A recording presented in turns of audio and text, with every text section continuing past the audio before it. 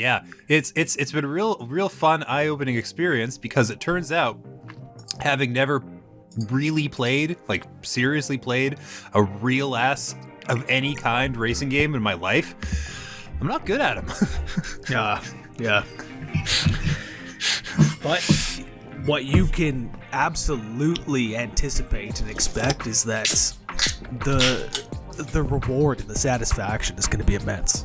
The way they have Forza does a very good job too with the assists. They've got so many options to customize the game, and you'll find it like ever more satisfying every time you take another assist off, till the point you're just cruising. To the point where you're one with the road. Man, when you're one with the road. With GT7 and Forza 5, this generation of driving games, I'm really like, I can't have the HUD on anymore. They look too beautiful. These games need to just be like, you know, my escapes now. They need to be my, at the end of the day, this is what I'm gonna de-stress with. And taking the HUD off and just having that like simulation, that pure simulation experience, it's nice. And it's a good time. You just to become be one with your Ford Focus. Man, Yeah. with the 2017. What a year. Brad, have you played Grid Legends yet? No. I would almost put that one as like the third piece of the puzzle. Talking about GT7 and Forza Horizon 5, with GT being this more simulation focused thing and Forza somewhere in the middle. Grid really nails that arcade race feel. Where you're right on the edge of control all the time, but it still feels like this could be possible in some universe of physics. Not Earth, but somewhere. No. Interesting. Is that the one that has the like the big storyline this year? Yes. Cool. I do want to check that out. Yeah. You recommend it? I would recommend it. Excellent. Okay. So what's up, guys? Man, PC issues. Issues. I'm sorry. I'm not on camera again. I have to fucking do this from my laptop. I was saying to James, I'm just so fucking mad at this computer right now. But I mean, he just got it back, right? I just got it back, and now I was saying to him, it looks like from a Google search, it looks like this, or my Wi-Fi card is fried. And I mean, that's an easy fix. It's a relatively cheap fix, but it's not one that I could have done in a half hour. So yeah, I've got to do this from this laptop, but I'll be up and running next show. Fuck, man, I'm just so mad at this fucking thing. It's always something, dude. Yeah. Fuck. Quite literally. But yeah, at least I got this laptop. But how are you doing? Okay. You're a little low there, Rhett. Sorry, hold on.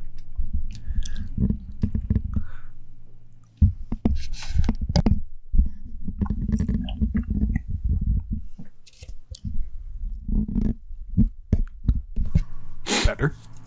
Oh, there it is. Much. Yeah. Now we're cooking. Okay. So I was gonna say the thing that it's always something. That something is video games. It's always video games, especially when you're James Paley, because this is going to be the James Paley Extravaganza Special Supreme plus Turbo Nitro Extra Plus. It's because I'm the only one who's really played anything in the last couple of weeks. Yes. I'll let I could give my 2 cents on a couple things I've played, but they are 4 or 5 years old at this point. So I don't know if anybody cares. So the big news is that I finally caved. And in fact, during the last few minutes of the last episode we recorded, I got kind of quiet because I was on my phone ordering an Xbox Series X.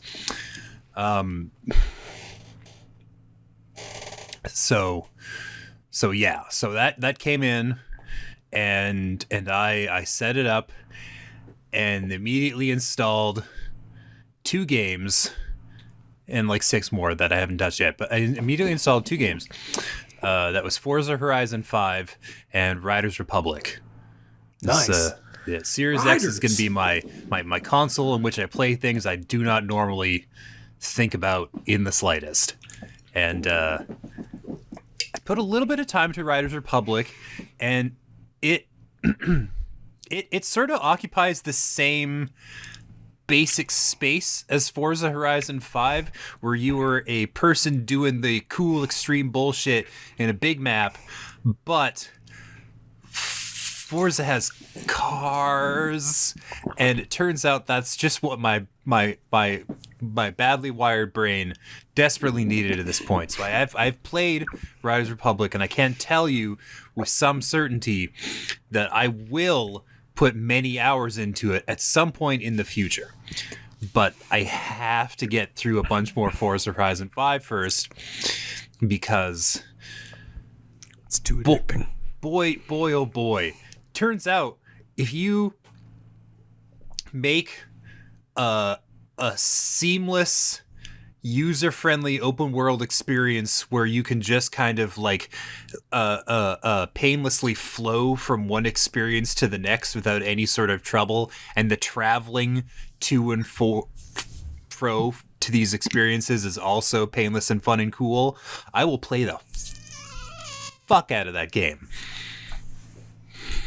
I love it. Yep. I love it. You see why I had Forza 5 so high on my Game of the Year list? You know, Immediately, it's fucking immediately, brilliant. Yeah. So this is like my first serious racing game. You can tell because I call it a serious racing game. When somebody like Rhett would say, no, that's not really what that is. But for me, it's like this is the farthest into the marshes I've gone. You know? Yeah, but I think that they've also done a good job. Like, yeah, sure, you can fly off a mountain at 400 kilometers an hour and fly, 20 miles in the air. But I think that they've also done a good job of sort of grounding the series in realism. It's not Paul, you were talking about Grid Legends. I bet that game's like Mario Kart compared to Forza. Forza is still somewhat based in reality. It's interesting because it's the first time I've played a game like this where I was like, man, I don't drive in real life, and I'm missing that experience and that skill set here. Like, I really feel like, man, I should know like a thing about cars before I pick this up. Because arcade racing games I've played, and those help you not a whit when you're playing something like Forza, where it's just like, no, dumbass, that's not how cars work. You can't just do that with the shoulder buttons and expect to get through a race. What are you doing? Yep. I do think Forza does a nice job of balancing those two things, though. Because you still have to obey the laws of physics. You still have to kind of, slow down when you're going in a straight line and then turn and then speed up. Yep. But Forza lets you do it at an insanely high speed. You always feel like you're going fast. Whereas, GT7, you have to feel like you're going slow a lot of the time because you are going slow. You have to go slow around a lot of real life racetrack corners. But Forza does not have that problem. You can just scream around corners at 100 kilometers an hour and it feels great. Stop on a dime. Yeah. I have not acquired that skill yet, Paul. I'm gonna be 100% upfront with you. I am not screaming around corners. I'm like, kind of like slamming into walls. Like, again, I'm not good at these games. This has been a very formative, teachable moment kind of thing for me, where I'm like, oh, okay, I don't know shit about driving games. I have to learn a lot. When I figured out that one of the assists that they give you is this path, this like glowing path that sort of traces itself out on the road, and it's like, oh no, that changes color when you're going too fast. It's just like, it was very useful. It's like, oh, you just slow down a little bit. If you slow down enough, you can just sort of whip around the corners. But like, getting that rhythm is a whole separate set of skills you have to perfect. Yeah, I mean, that's the thing. It's the thing in all racing games.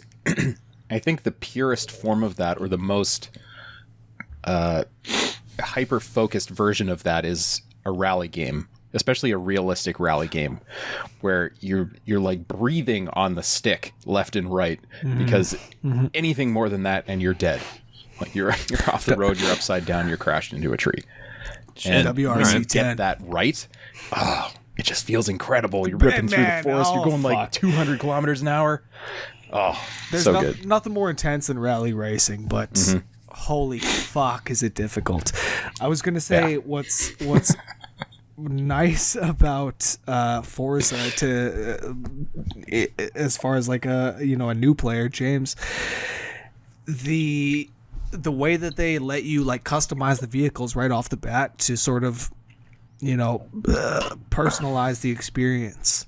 You can, if you find yourself going off the road a little bit too much, well, then you can put road tires on the vehicle, so you'll be okay in the dirt once you inevitably end up in it. Stuff like that, where anything that you're driving, you can really fine tune to how well you're doing and what you need to sort of focus on.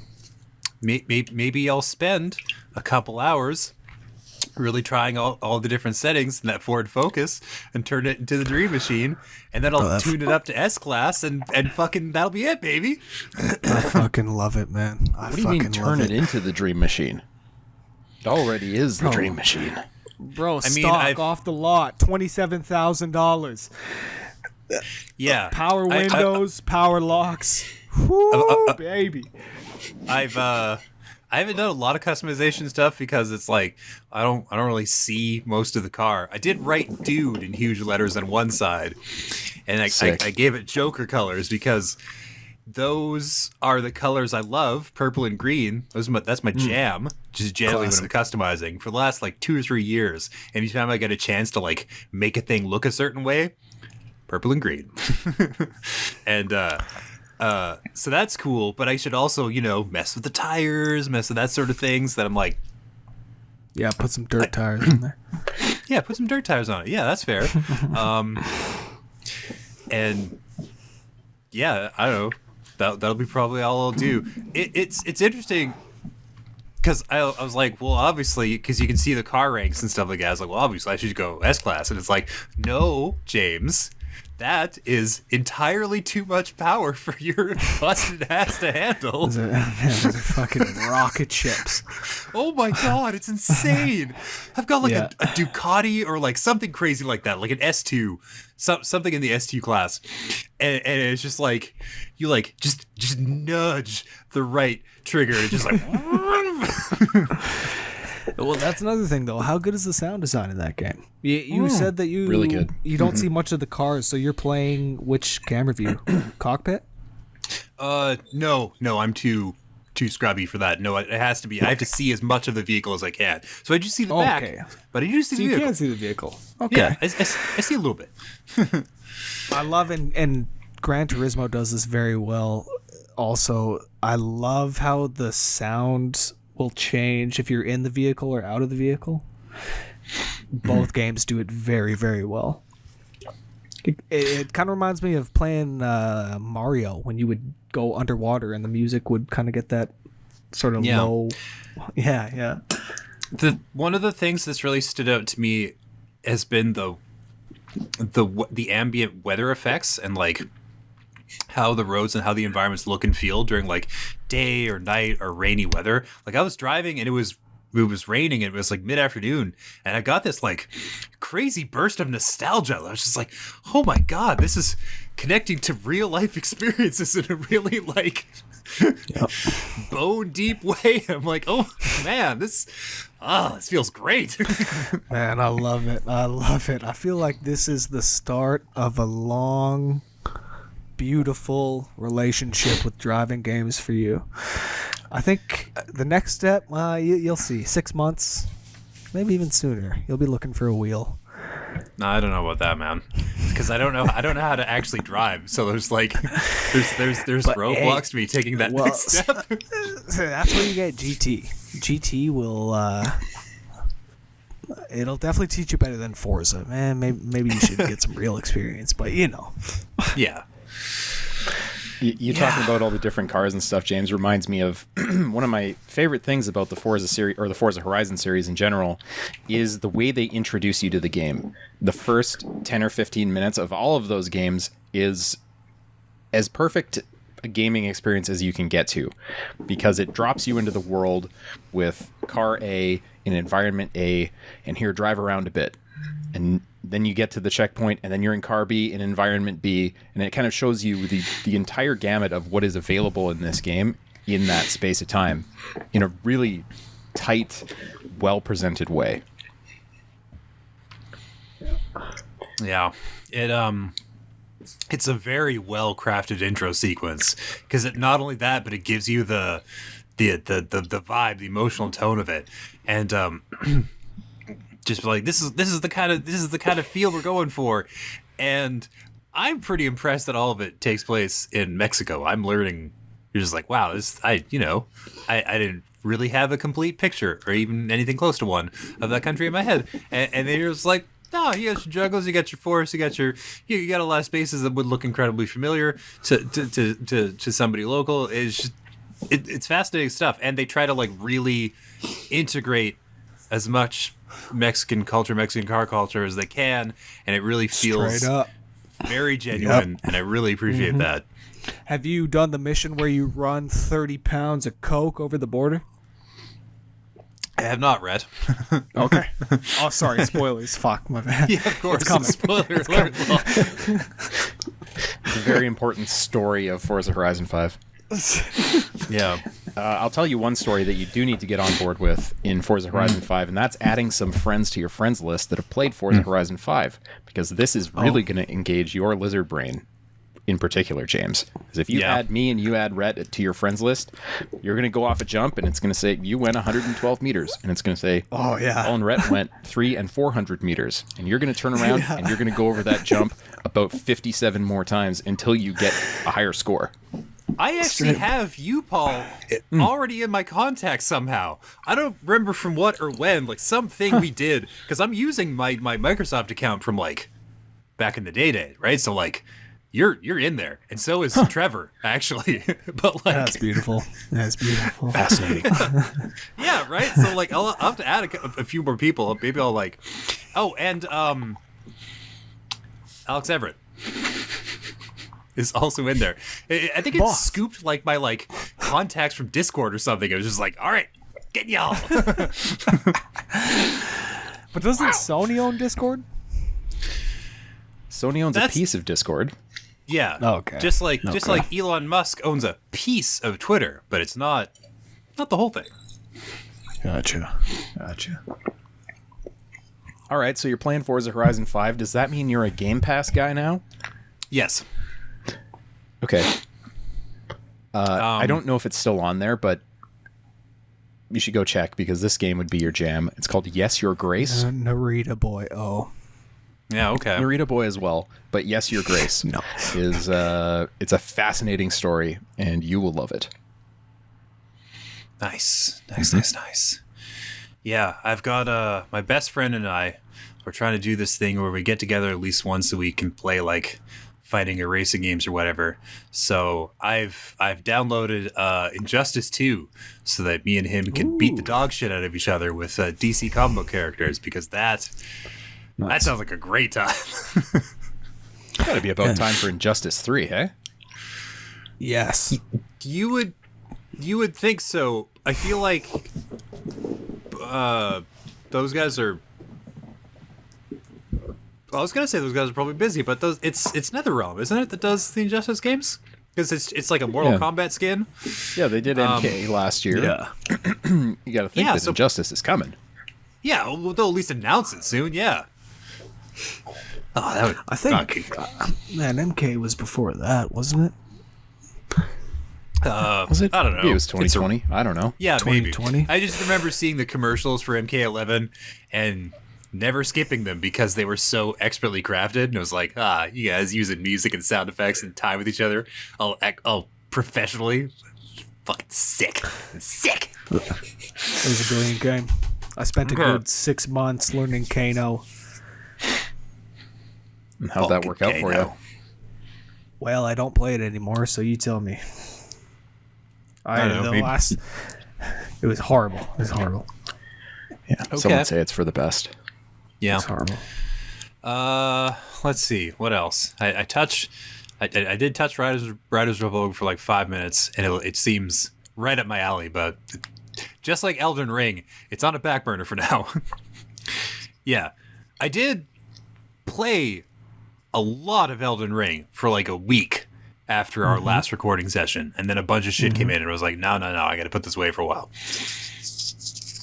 The only update I will give on that game is that I have beaten a couple of pretty serious bosses, specifically by asking strangers for help, because I don't have any shame. I don't give a shit. All right, it's just like I use a glass cannon build, and if somebody can come in and distract the boss while I pump them full of fucking star magic, perfect. I don't care. I have no compunctions about that sort of thing. And people are like, oh, you gotta play it a certain way or else it's cheating. Fuck you. You play it the way that where you win. That's the only way that matters. Yeah, you go through the fog and you drink 76 different potions, and then you one-shot the boss with this like Kamehameha burst from your staff. I love it. Yeah. I definitely saw a video of that. All y'all that are sitting there fuming, angry that people are playing the game without just using R1 and no shields, pure R1, no potions, no torrent. I mean, that's really how you need to play the game, right? Anybody who's getting angry over that, man, take a breath. Take a breath. It's a tough game. Real tough. Yeah, there's definitely, I feel like there's going to be a point where like a pure magic build becomes like suicidally difficult to progress with, but that's fine. I will just run around the map collecting powerful items until I overcome those barriers. And if that doesn't work, I will just keep summoning people until me and my fucking Power Rangers sized squad of dudes will roll in and melt any boss I come across.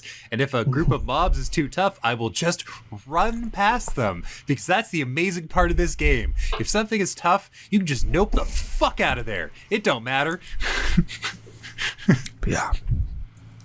Yeah, people who give other people grief about playing a game in a certain way, especially a game like Elden Ring, which is already fucking gatekeeped enough as it is, that there's a big portion of people that can't even approach this thing. You want to further cut down that group of people that can play this game and can push this genre forward? Why would you want to do that? Come on, people. Because they're be better. Lunatics. Yeah, so that's my brief interlude on Elden Ring. I beat a couple of bosses my way, baby, and then I have to go back to it at some point. But what else? I did play the Chrono Cross remaster for review, which drops Wednesday, I think, some weird time in the week. And, really brought back a lot of old memories, a lot of complicated feelings about the game. Here's the deal. The soundtrack to Chrono Cross is, bar none, in my top 10 of video game soundtracks I have ever heard in the whole of my life. And hearing it again definitely reinforced that belief, because there's like so many tracks that are just this powerful teleportation spell that fucking whisks you away to a different time and place in your life, even one that you never personally experienced. You can get nostalgia for a thing that did not actually touch you in the time during which it took place. So powerful is this music. Also, the visuals are kind of brilliant because it's it's those PS1 level polygons, right? So the characters are kind of blocky and chunky and fucked. But the color scheme that they employ means that they're still vibrant and powerful, and they pop out of the screen. And with a cleaned up remastered version, it's even more apparent the sort of like clever design choices they made use of. And it's like it's reflected in like the major hub town. It's like a lot of like crazy colors that like look and feel sensible and right and good in this set of circumstances. And like the clean way the sprites interact with the matty background pieces that are the hallmark of like PS1 RPGs. Yeah, the sound and the visual design is absolutely top notch. And even if you've never played the game in your life, even if you have like no particular connection to the PS1 RPG era, I'm confident you can find something to at least abstractly appreciate about the artistic vision. There's a lot of weird shit about the game mechanically that's difficult to get around if you're not prepared for it. For starters, the leveling system is very weird because you get, whenever you beat like a major boss or like a big milestone goes by, you get these like growth levels where it's just like, okay, you're at like growth level 7 or whatever. And what this means is you can fight a certain amount of battles and you get some stat bonuses applied to the characters. And then like once those are done, you don't gain anything else from fighting until you hit that next milestone and get that growth level. So like just mindless level grinding is completely pointless. But like you're still going to run into a ton of enemies. So you have to like kind of navigate that where it's like, okay, I think I've done all the battles I need to do. Now it's just time to avoid shit. Also, oh boy, the actual battle system is very weird in some ways. When you do a regular attack on an enemy, you have 3 different percentages that come up. These represent, from the top down, your weak, your medium, and your strong attacks. And depending on which one you choose, the rest of the percentages will change, depending on whether you hit the first time or the previous time, and how much stamina you have left, and if the enemy interrupts your attack. So you can kind of like game it a little bit where you like do a weak attack and then that changes the rolls, and then you can do a couple of strong attacks because you get these like yellow ones that come up in the percentages, and if you hit that one successfully, then it's like a big like powerful crit kind of strike. But you have to like do enough weaker moves in the previous strikes to get those numbers high enough that you actually have a chance to hit. And that's just for your like your regular whatever the fuck attacks, and that's assuming you're not interrupted by the enemy and your whole like rhythm isn't fucked up. Then there's the magic system or elements, which after watching the tutorial, I still didn't really understand. Because as you grow, you get like slots. So you get your level 1 slots, your level 2 slots, 3, 4, 5, and like there's spells that you get are different levels, and depending on which slot you put it in changes the effectiveness of the spell.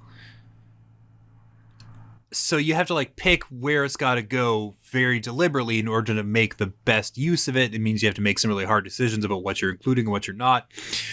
Also, you like change the color of the battlefield depending on what color attacks you use, which somehow, and this I literally still don't understand to this day, somehow changes the amount of damage that enemies will take from your attacks. So there's a lot of weird shit you have to keep in your brain to just go through and do the battles. On top of that, this is an old school late 90s, early 2000s JRPG, which means that you have a lot of the solutions for like progression type puzzles where it's like you have to figure out what to do next are really, really weird. Like oh, you had to go to this place and talk to this guy, and then like go for a little walk and come back and talk to him again, or you have to do this thing and this thing in this order, and then that's fine. And what this meant was that I was leaning on player's guides, so like FAQs. And the problem with that is that they were all written 20 goddamn years ago, and nobody knew how to write guides in the year 2000. So they are fucking terrible. I don't know. Yeah, I was going to say, there's like some kind of arcane Game Facts knowledge has some nice required to understand the color match thing in battles. Yeah. And anytime you look up a walkthrough, at the same time that the person who wrote it is telling you where to go and what to do next, they're also telling you the optimal steps to take to get as many of the 40 fucking characters as you can in a single playthrough. Here's another fun thing. Of the 40 fucking characters, you can't actually get all of them in one run. There's like some that are just like choice gated or whatever. It's like where you pick this guy and this guy's lost to you forever. And there's a few of those along the route. And so like you can never do like 100%, but then there's like a New Game Plus, so you do multiple playthroughs, it's fine. But like all of this put together means that you really have to meet this game halfway if you want to like finish it. Yeah, I was gonna, it's weird. I think that's actually my biggest critique of this game is the number of characters. They took what was probably one of Chrono Trigger's strongest components in its characters and its character growth and diluted it to the point that none of them really matter except for Surge and Kid. Yeah. Everybody else is fucking pure window dressing. Totally disposable. On the subject of those two characters, the remastered edition actually comes with the long-lost semi-prequel, Radical Dreamers. Oh, really? Which is like a text-based choose-your-own-adventure style game from 1996. So it came out like the year after Chrono Trigger. I think it might have been on the Super NES or like the Satellite View or something. And yeah, I played through to get one of the endings. It was good. It was real good. It's so simple. It's just a text-based adventure with like a few static images accompanying it, and like again, excellent music. Yasunori Masuda, I think, is the guy who does who's the composer. Mm-hmm.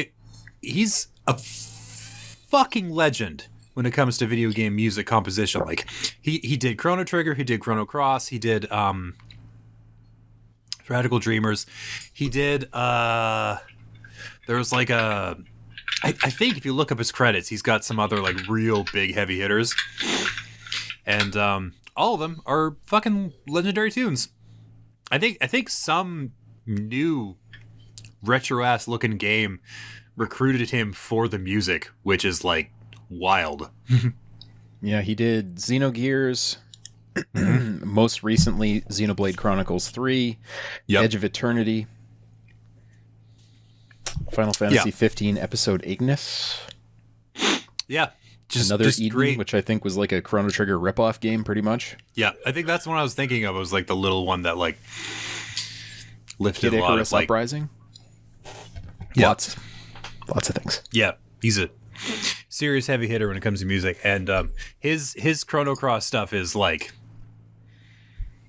fucking it's magnificent. Yeah, cream of the crop. Yeah. One of the best moments in the game is the first time you go to the other world and you kind of recognize the music, but it's also totally foreign at the same time, and that just really makes it hit home that this is not the place you came from. Yeah, this is a totally different thing you're dealing with. Yeah. It's excellent. Yeah,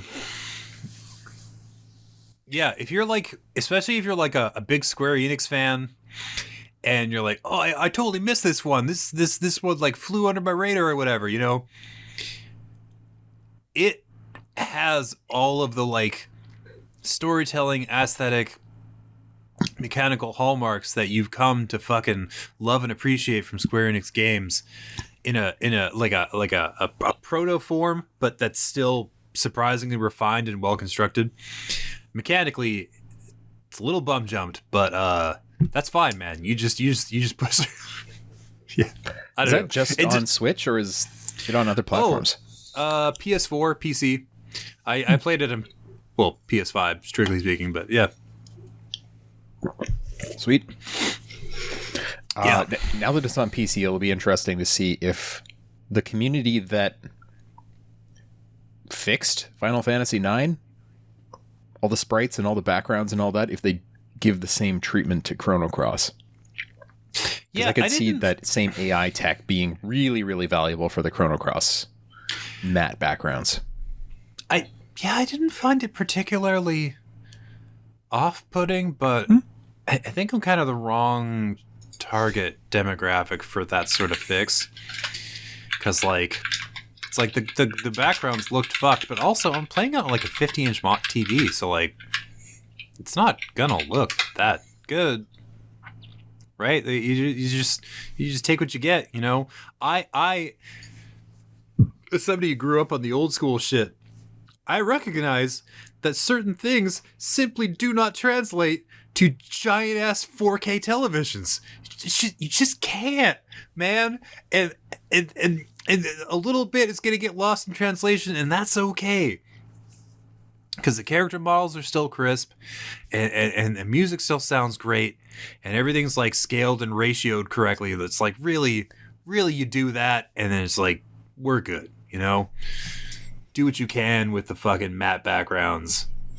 It's fine. These look substantially better than the Final Fantasy IX ones. Yeah.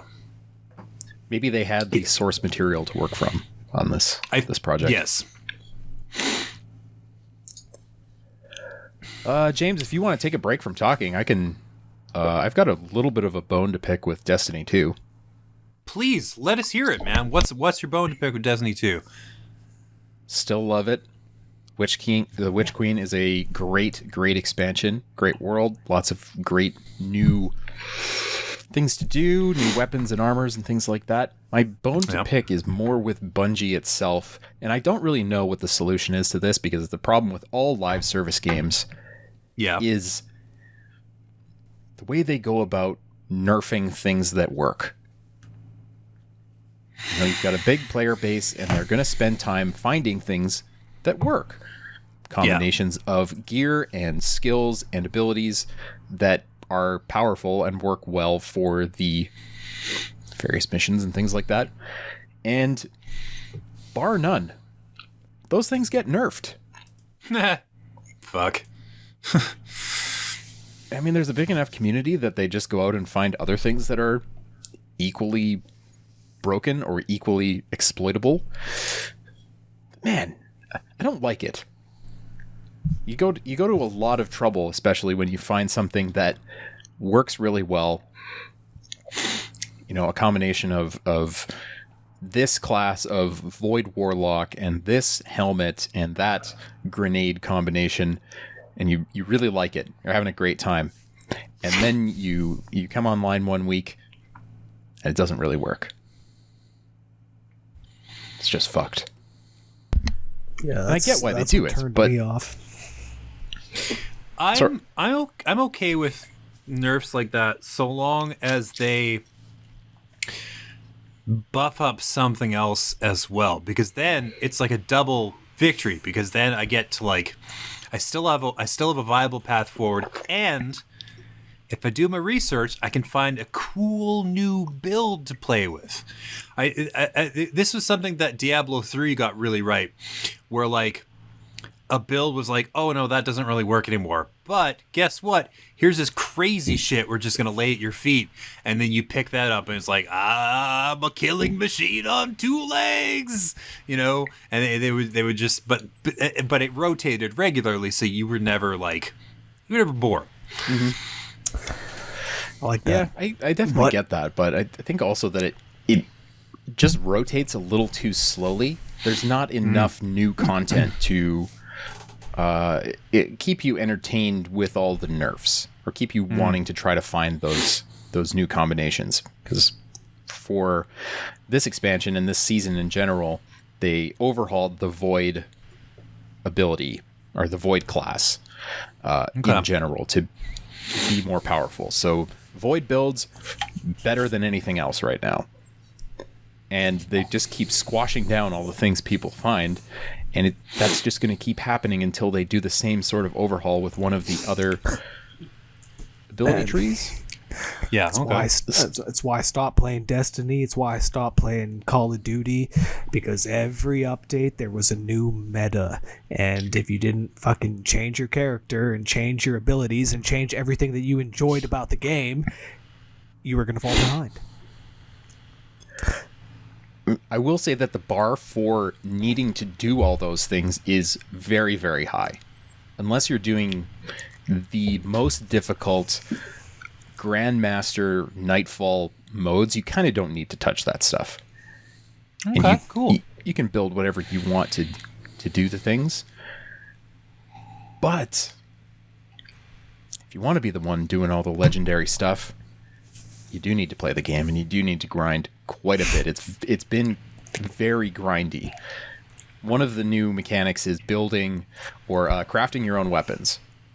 So you can, instead of having to go and do strikes endlessly to try and get the right roll of something to drop with the right stats, you can now go craft weapons and pick whatever perks you want and pick whatever mechanics you want to attach to this thing using resources you find in the world.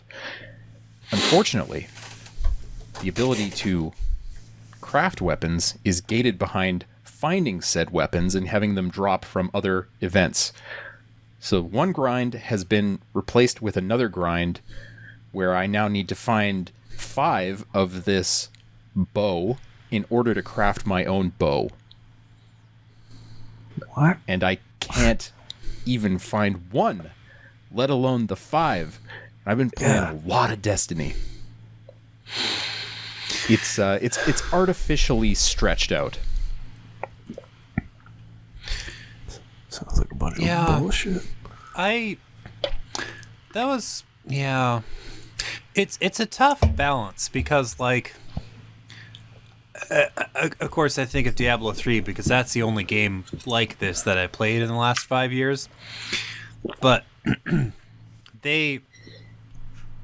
what they did to fix this problem was that they just took the floor, or the average, what represented the average investment of time versus skill level versus reward versus damage output, and they just moved that fucker way, way, way up, so that instead of this huge gulf between the bottom and the top, it's more like this, a couple inches, but the actual amount of time that it takes to get from that floor to ceiling, which are pretty close together, is hundreds of fucking hours. Yeah. Real exponential relationship.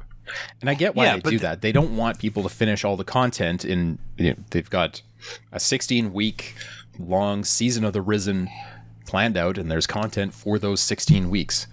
And if people are finishing all the missions within the first 4 or 5 weeks, that's just not going to work. They're not going to be entertained by the back 3/4 of this season. So I see why you do it, and I don't know what the solution is, but it grinds my gears. Yeah, for balancing a live service game like this it's the great equation of the gaming industry. If somebody figures this out, they will have unlocked infinite money.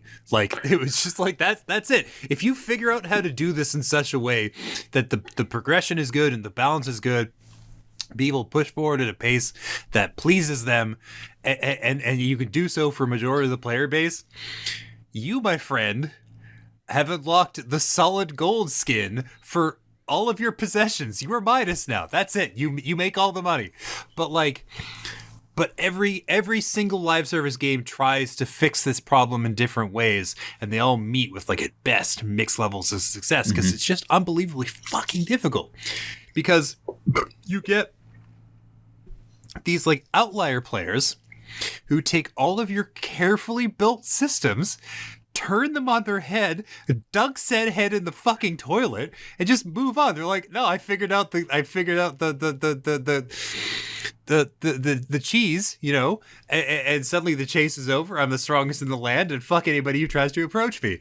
Whereas like your regular average player is just like, well, I don't know, I can't even fucking approach that. But then they pass that knowledge on, and it fucks the balance even worse. It's just these people, their best laid plans are constantly being upended by like smart players. It's basically like a Saturday morning cartoon where the villain is continuously confounded at the intelligence and the resourcefulness of the heroes, even though it's like kind of fucking obvious in hindsight what to do. Yeah, the Destiny subreddits, which for the record are one of the most toxic places on the internet, constantly giving Bungie shit for this thing or that thing that have been missed in an update that they do. They roll out hotfixes all the time and things break. Like, Bungie is a 800 or 900 person company, and they didn't find some of these things that you found. That's not because they didn't try. It's because the game is unbelievably complex at this point, and fucking shit just slips through the cracks, and that's the way she goes. So, yeah. Get used to it, people. Fucking way she goes, boys. Yep, fucking way she goes. That's the way she goes, eh? Yeah. It's the fucking way she goes, you know. Sometimes you just wake up in the driveway having eaten 9 cans of ravioli and you don't remember doing it. But it's just the fucking way she goes, you know?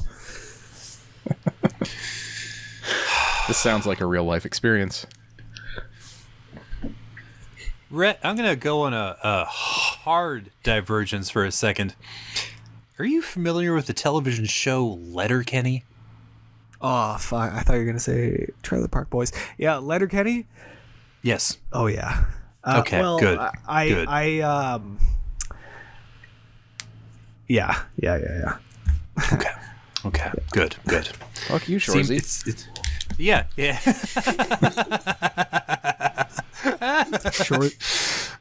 Which one's Shorzy? It's the ref. Well, it's the one that's also played by Jared Kiso, but always with his back turned and a wig on. Yeah. Okay. Fuck you, Shorzy. Yeah. Great show. Great show. Such a fucking genius. Anyways, I just, I heard there's something about your voice, what you said there. I was like, man, that's a man of honor. That's somebody who's heard the word. Dylan Playfair, shout out. Dylan Playfair is my boy. Yeah. Yeah. He was just well, I guess not just, but we were watching the Super Bowl together this past year. Nice. Yeah. Right. Nice. Like, so point being, like, if you can find Letterkenny in your region, it's on Crave. It's a Canadian show, but if you can find it in the States or Australia or the UK or whatever, you should definitely watch it. It is a great insight into the culture of Canadian hockey bros and broettes. I grew up in northern Alberta, and the show takes place in northern Ontario. And let me tell you, the immediate, powerful kinship I felt with each and every one of these characters from episode 1 was fucking unreal. Like, it was just like, oh, I know all of you. I grew up with all of you. This is amazing. Yeah, anybody that has lived between like Thunder Bay and Cranbrook, anywhere in there in Canada, will definitely, absolutely understand Letterkenny. Absolutely. Holy shit. Oh, yeah. And then we just have a fucking raucous fan base between Cranbrook and where'd you say? Thunder Bay. Thunder Bay, yeah, Thunder Bay, bud. Those Press X to podcast fans spit in the air and it'll land on one. But yeah, go watch Letterkenny. That's a beautiful insight. A beautiful insight. I have one more game that I played in the last couple of weeks. Okay. I Can't wait to see what segue you're going to put together here. I don't have one. All I can think of is that this one surprisingly divisive in its announcement. A lot of people, when they heard about this one coming out, they're like, ooh, not for me, thanks. Whereas I was immediately intrigued. And it turns out that my curiosity was well rewarded. I'm talking about Tiny Tina's Wonderlands.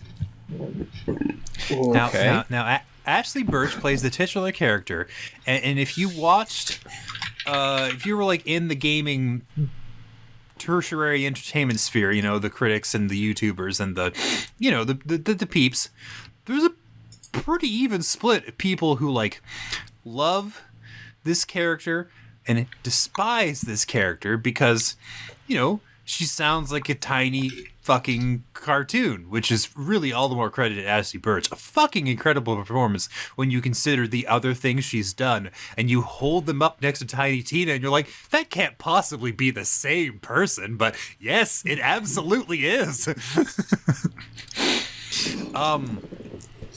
It's just a constant assault on the fourth wall and on like D&D fantasy tropes, and all of it is just so excellently written and like so well performed. Andy Samberg and Wanda Sykes who do great supporting roles.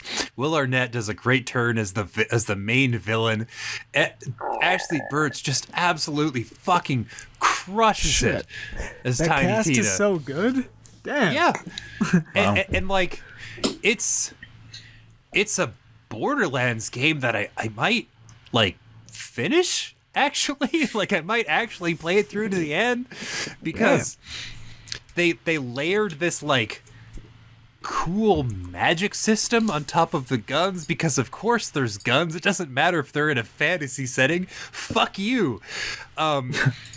Here's the thing, one of the many things I really like about this game is that because it's played like a D&D campaign, Tina will occasionally just sort of step in and be like, no, we're actually going to change something right now. And you can watch it in real time, reorganize the map around you. It's just like, okay, fine. Because you go to this place like the dankness. It's like some gross bog of a forest. And you get there and Sandberg's character is like, this doesn't seem particularly dank. It seems just kind of a lush, verdant forest. And she's like, okay, fine.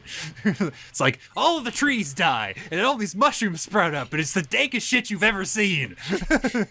And, like, you watch all of the trees die, and these huge mushrooms sprout up, and, like, these new enemies pop up out of the ground. It's like, oh, no, it's all mushroom characters now. It's all dank. It's super dank now, okay? Okay, are you happy? It's so fucking dank. And that's good to hear that they nailed the writing, because that's probably the biggest critique of anything after the main Borderlands 2 campaign, is that it was just too far, too on the nose. And if they've been able to nail that balance again, that's kind of amazing. It depends. I feel like maybe somebody who was able to get through or play more of the Borderlands franchise their mileage might vary. But I mean, I finished the first one and played through a significant portion of the second. And this one feels, I think it's because they have something to bounce off of and make fun of. Mm-hmm. So because they're like, not only are they doing first person shooters, but they're also riffing on D&D and fantasy tropes. And it's like an insane child creating this world. And so like they have all this fucking stable ground, like this solid base to work with. And so the jokes and the writing and the quips and the puns, they all have something to spring off of it. It feels more grounded and more tangible and good. Like, so that even like the weird, insane shit feels better. Like there's a side quest you do where you're moving your character around the overworld map, and you come across a path that's blocked by a fucking Cheeto. And it's just like, and Wanda Sykes' character is just like, you left some Cheetos on the board there, Tina. And she's like, no, it's not a Cheeto. That's a magical barrier of impenetrability, and you have to go to this this dungeon to retrieve the key. And it's just like, you're making this up on the spot, aren't you? We're like, no, obviously this is a real thing we're doing. And you go to the place, and it's literally labeled fake ass dungeon or whatever. And you go in and you get the key, and just like, and then the Cheeto disappears, and the next lines are delivered with her mouth full of snack food as she's like eating this Cheeto. It's just like, you've broken the barrier. All right. Yeah, I think I can get down with that. Yeah, when you have something of a base to work off of, then that insane, irreverent brand of writing lands a lot better, I think. Mm-hmm. Plus, again, you layer magic on top of the person shooter shit. Oh, it's so good because like I'm using like the spellcaster class or whatever. And so, like, you're shooting, but you're also casting spells. And then you could do this one thing you get where you, like, have 2 spells assigned to 2 different buttons and your guns. So you're, like, unloading the different weapons, and then you're shooting, and the weapons have elemental shit, so they're, like, pumping magic out instead of regular bullets. So you can just, like, have 3 different elements going at the same time, just, like, laying shit out. And, like, as a spell shot, your cooldowns are like crazy short, so you're just like constantly like dumping magic as much as you can into the world around you. It's cool. Nice. It's definitely what you want as a magic user. And pretty strongly positive on the review front. It was 80 on the Metascore. It's a few mediocres, 60s and 70s, but lots of 80s, 85s, 90s, all the way up to a 95 from Game Informer. Yeah. Sorry, what's that, Rhett? We put it in the 90s, didn't we? We did. We gave it a 90. 90. And on the nose. Yeah. Well, yeah, because, like, also the story feels stronger and more focused. Where, like, okay, there's something actually happening, and we're moving through it, and it's interesting, and there's like a lot of weird, cool fourth wall shit happening, and like all the performances are good. It's interesting because like when you get real ass actors to do voice roles, it really tests the limits of their abilities. Mm-hmm. Andy Samberg does okay. Wanda Sykes is just kind of like there to get a check, but she does what she can. She really puts in the work, but like, she's just there, it's like, that's cool. And I feel like the game design actually takes advantage of this because canonically they're established as 2 chaotic fuck-ups that can't be trusted with the character sheet. So they're just kind of riding side saddle with you and like helping you and offering you advice while you're the only person who can like fill a character sheet out properly, and so like you're actually moving around in the board. So like they're mostly just offering like hilarious color commentary, which is like really strongly within their skill sets as people who don't normally do voice acting. It was a good move on their part. That's such a good observation. As you've been talking, I was just thinking about places where voice actors have crossed over into regular acting, like Ashley Birch in Mythic Quest. Oh, and so good. She's great in that. But you can still like hear that voice actor like core. She really emotes with her voice. And her physical acting is good, but it's her voice work that's really, really good. And I think the other place that traditional actors have crossed over into the voice space, it's usually those quote-unquote character actors that kind of have an archetype or they have a role that they typically play, and they can pull that into a voice role very similar to how they do in a physical space. So interesting. Yeah. Will Arnett is like, he nicely straddles that line between like voice actor and actual actor because he's got a very distinctive timbre and very distinctive delivery, and it works kind of in a vacuum.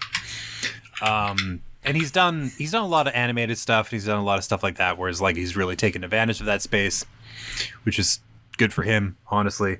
And sort of like occupies a nice sort of zone in the middle. Ashley Birch was like, man, just every time I see her in something else, I'm like, oh man, you're crushing it.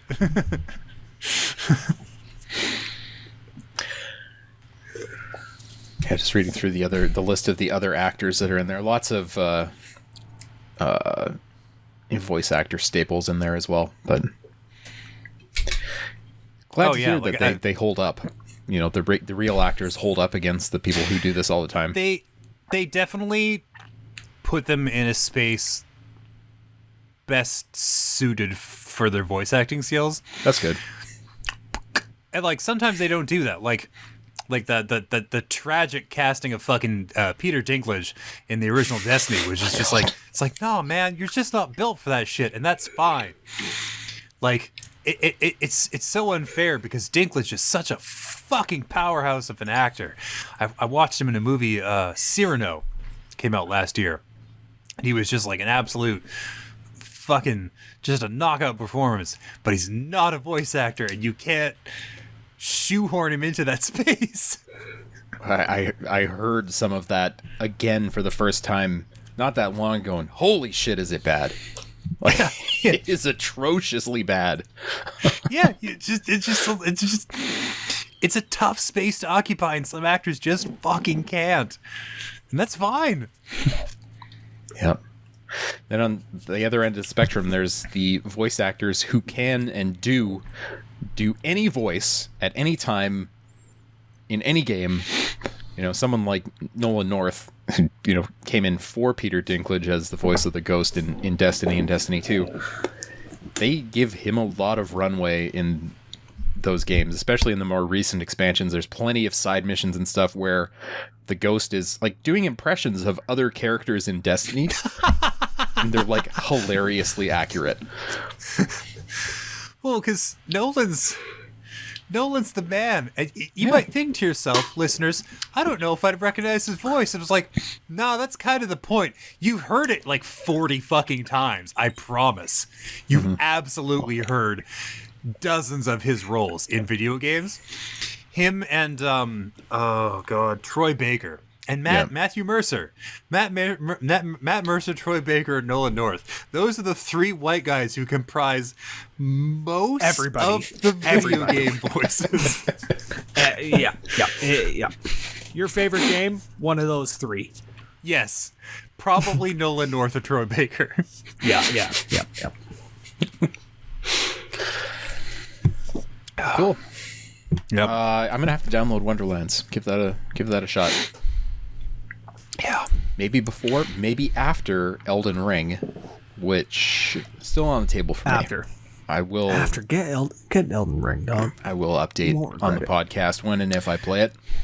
I'll play it when I play it. You won't regret. Yeah. It I will say this as somebody who had a lot of misgivings about diving into another Soulsborne game. It will surprise you. You know, you will think you'll have a lot of baggage connected to the franchise and to your experience with the franchise in those games. A lot of that will be dispelled almost immediately when you pick up this game. Like there's some little hardened cores that persist from title to title and continue to do so in Elden Ring. But there's a lot of the like latent frustration and suffering that just washes off your shoulders. It's just never something you have to engage with if you don't want to. Which I hope it shocks the shit out of me, and I love it. Yeah, I hope so would be very pleased to be surprised. Yeah, don't expect to be surprised with your complaints, your gripes with the lore in these games and how they deliver it, because it's the exact same as it's always been, but it's just very, very satisfying, very, very good to play. It works very well. The world is beautiful, and yeah, you know, I mean, it's I like think that style of lore delivery can work. My complaint is more that in the past, the games themselves have been so impenetrable and so unapproachable that for, I don't know, 95% of the gaming audience, there's just no incentive to do the work and try to get that story. But it sounds like this, lets you kind of have your way with the game a little bit more, and it gives you a little bit more flexibility where you can go and fuck around however you want. It does, but I don't know if it's the lore necessarily that's providing that experience, that's pushing you forward. You know, I'm 60 hours in, I have no clue what's going on. I'm trying to fucking get to this tree, I'm trying to be the Elden Lord, whatever, but man, it's just the gameplay, the bosses, it feels so much more accessible than the previous FromSoft games. It feels like I can actually fucking, I don't know, approach it. It's just weird. It feels like I can approach this game much more than I could, like, Demon Souls, for example. Okay. All right. Yeah. Well, boys, I think that's going to do it for this podcast. I'm just not going to do news this week because, hey, games are games, and we're gamers, and gamers love games. Yeah, maybe next episode we'll do a flippy script, and we'll spend most of our time on news, and then like a couple of minutes on games, and we'll just like really get into the current events and see how that feels, on the tongue, see what the mouth feels like for that experience. One of the worst things you can possibly say is mouthfeel. Yeah, the offensive nature of the mouthfeel. Just a moist mouth feel. The offensive nature of the phrase is what keeps me coming back to it time and time again. I'm glad you got that phrase in there, Rhett, because I was really thinking hard about what the title of this episode would be, and now I know that it's moist mouthfeel. Moist mouthfeel. Yeah! If that doesn't get views, I don't know what will. I mean, come on, people. Tell your friends, tell your enemies. Press X to podcast. The moistest mouthfeel. Tell your friends about the moist mouthfeel. Yeah. All right. Well, that's going to do it. This has been Press X the podcast, episode, I don't know, 7? 5.7. Episode moist mouthfeel, bro. Yeah, the moist mouthfeel episode of Press X the podcast's Phase 2.0 season. Thank you for joining us. Thank you, gentlemen, for providing your insight and commentary on video games. And we'll be right back here in a couple of weeks' time to talk not about games, but about news. News only. Yeah. And news is the news episode. We hope you'll join us for that, for the moistest mouthfeel on the internet. Until then, take care of yourselves, take care of each other. We'll see you next time. Bye-bye.